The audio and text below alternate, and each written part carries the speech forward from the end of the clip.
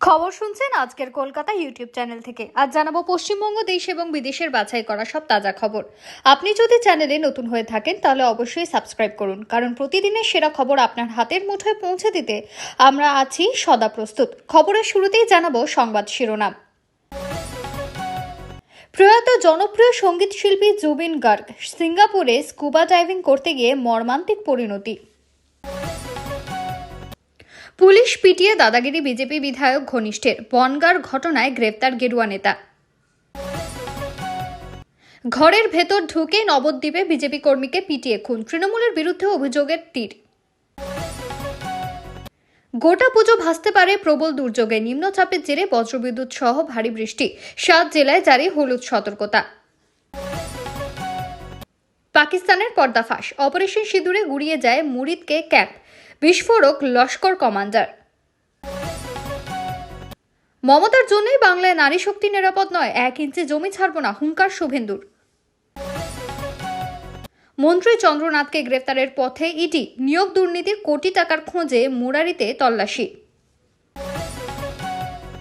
আলো নিভিয়ে প্রধান শিক্ষিকাকে ঘরবন্দি করে মারধরের অভিযোগ রাজারহাটে, প্রাণ ভয় শৌচাগারে লুকোলেন আক্রান্ত।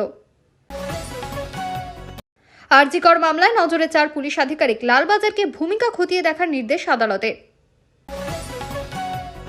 ট্যাংরার আবাসনে বহিরাগত তাণ্ডবের ঘটনায় গ্রেপ্তার 6।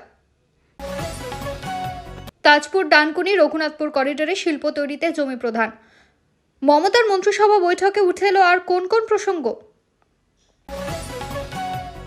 আবার 7.8 মাত্রার ভূমিকম্প রাশিয়ায়, কিছুক্ষণে আছড়ে পড়বে সুনামি, জারি অ্যালার্ট। ছাত্রী খুনে অভিযুক্ত শিক্ষকের বাড়িতে সার্জিক্যাল ছুরি ও কাঁচি, দেহ 3 ভাগ করা হয়, এখানেই চাঞ্চল্যকর তথ্য। পুলিশ পিটিয়ে দাদাগিরি, বিজেপি বিধায়ক ঘনিষ্ঠের, বনগাঁর ঘটনায় গ্রেপ্তার গেরুয়া নেতা।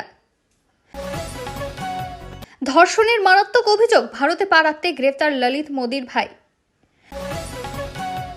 রাহুল গান্ধীর ভোট চুরির অভিযোগে বিজেপির পাল্টা কটাক্ষ, সন্ত্রাসবাদীদের ভাষা ব্যবহার করছেন তিনি। লক্ষ্মীর ভান্ডার নয়, ভোটের আগে চমক আসতে পারে রাজ্যের এই প্রকল্পে, উপকৃত হবেন 16 লক্ষ। এতক্ষণ শুনছিলেন সংবাদ শিরোনাম, এবার আসছি বিস্তারিত খবরে। 1. জনপ্রিয় সঙ্গীত শিল্পী জুবিন গার্গের মৃত্যুতে শোকের ছায়া নেমে এসেছে ভারতীয় সঙ্গীত জগতে। সিঙ্গাপুরে স্কুবা ডাইভিং করার সময় আচমকা দুর্ঘটনায় তিনি প্রাণ হারান। প্রত্যক্ষদর্শীদের দাবি, সমুদ্রের গভীরে নামার কিছুক্ষণের মধ্যেই তিনি অসুস্থ বোধ করতে থাকেন এবং হঠাৎই অচেতন হয়ে পড়েন। সঙ্গে সঙ্গে তাকে উদ্ধার করে হাসপাতালে নিয়ে যাওয়া হয়, কিন্তু চিকিৎসকরা আর তাকে বাঁচাতে পারেননি। আসামের এই কিংবদন্তি শিল্পী শুধু উত্তর পূর্ব ভারতের নয়, গোটা দেশে জনপ্রিয় ছিলেন তার গান ও সুরের জন্য। তিনি একাধারে গায়ক, সুরকার ও অভিনেতা ছিলেন। তার মৃত্যুর খবর ছড়িয়ে পড়তে সোশ্যাল মিডিয়ায় শোক বার্তার বন্যা বয়ে যায়।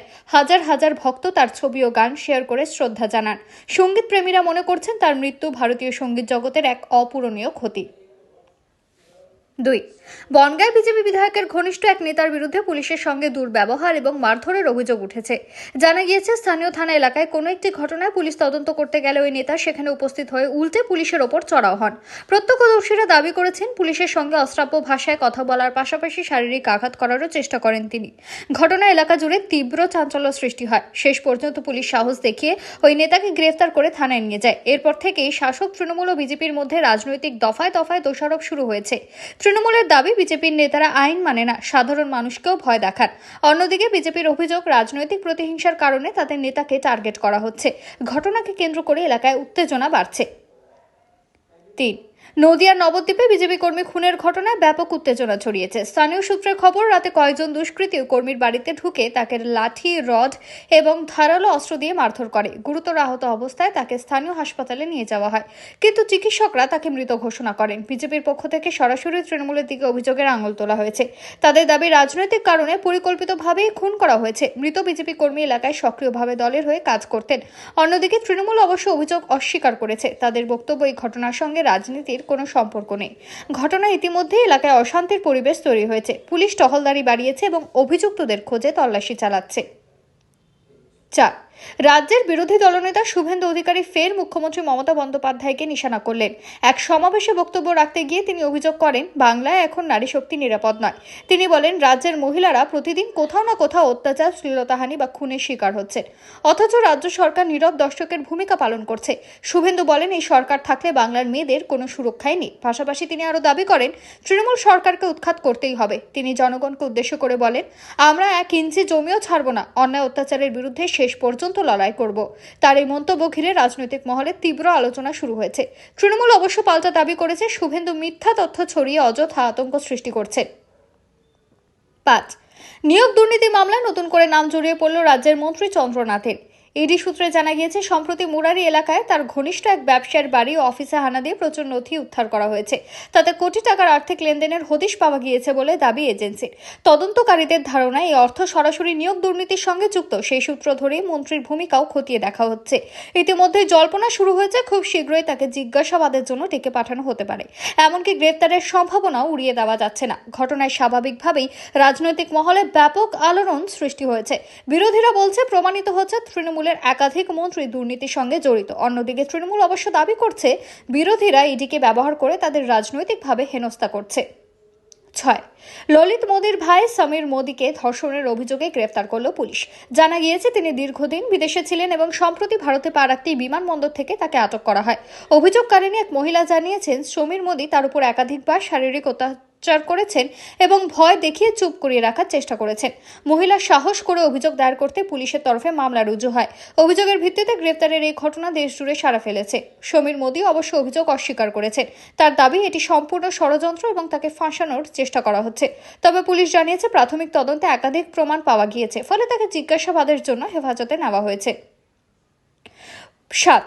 পুজোর আগে আবহাওয়া দপ্তরে দেওয়া সতর্কবার্তা চিন্তা বাড়িয়েছে। বঙ্গোপসাগরে সৃষ্ট নিম্নচাপের জেরে টানা কয়েকদিন ধরে ভারী বৃষ্টির আশঙ্কা করা হচ্ছে। বিশেষ করে দক্ষিণবঙ্গের 7টি জেলায় হলুদ সতর্কতা জারি করা হয়েছে। আবহাওয়া দপ্তর জানিয়েছে, বজ্রবিদ্যুৎ সহ প্রবল বর্ষণ হতে পারে এবং কিছু জায়গায় জল জমে দৈনন্দিন জীবনে ব্যাঘাত ঘটতে পারে।